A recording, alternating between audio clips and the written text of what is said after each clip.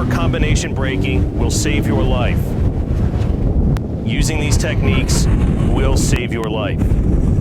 You will use this every single day you ride. All right, so we're gonna have 4 motorcycles ride this way. One of them is gonna be doing proper combination braking.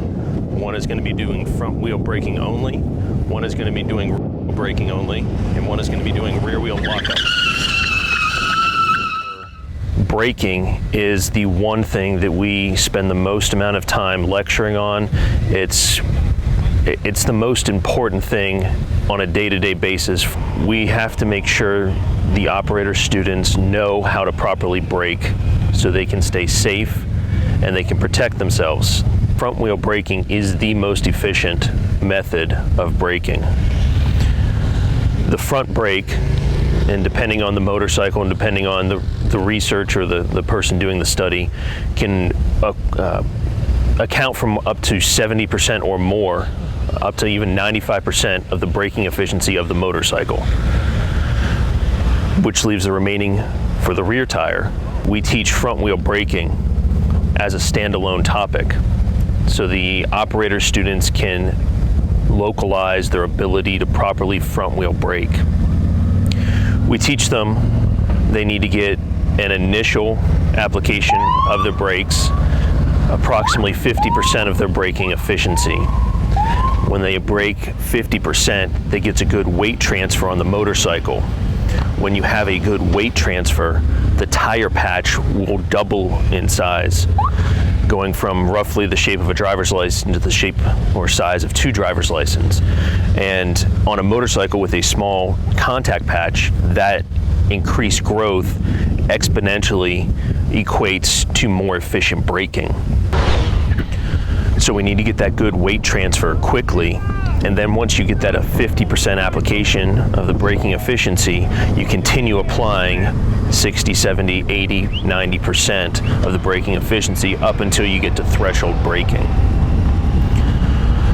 Threshold braking is the point of braking right before ABS activation on an ABS equipped motorcycle, or the point right before front wheel lockup on a motorcycle without ABS braking.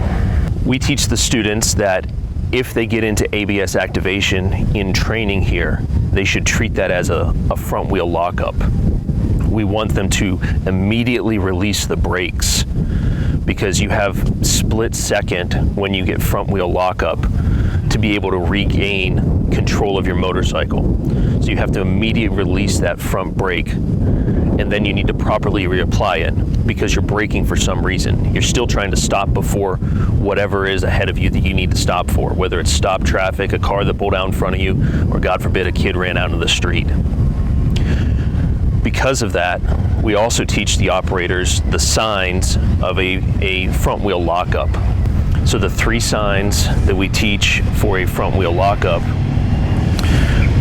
the motorcycle as it's braking, you'll feel a rough input coming back from the handlebar as the tire is grabbing the surface, and it's a rough feeling.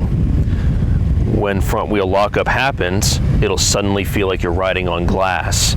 It'll go super smooth because you're no longer feeling the friction of the road surface. You're sliding right across the top of the surface. With that in mind, the next thing that happens with lockup, and this is not a sequential thing, this can happen in any order. You may not recognize any of this in a specific order. The next thing that can happen is you will notice the handlebars are starting to turn without you putting any input into the handlebars. So your motorcycle handlebars just start drifting around because you're not having any friction in contact with that tire anymore. And the final thing, and this is the most serious thing that occurs, is you have a change in your horizon.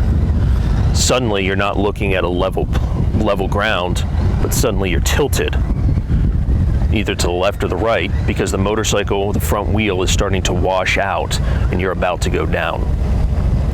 If any one of these things happen, you have to immediately release your front brake to allow that tire to regain rolling friction. It'll immediately correct itself once it starts rolling, and you can get back into braking properly. We also teach rear wheel lockup. Rear wheel lockup is not as significant for the riders as front wheel lockup. The biggest issue with rear wheel lockup is just like an 18-wheeler that jackknifes, when those rear tires on the trailer lock up, that trailer tries to come around the front and pass the truck. The same thing happens on the motorcycle, which is an articulating vehicle just like the semi-truck.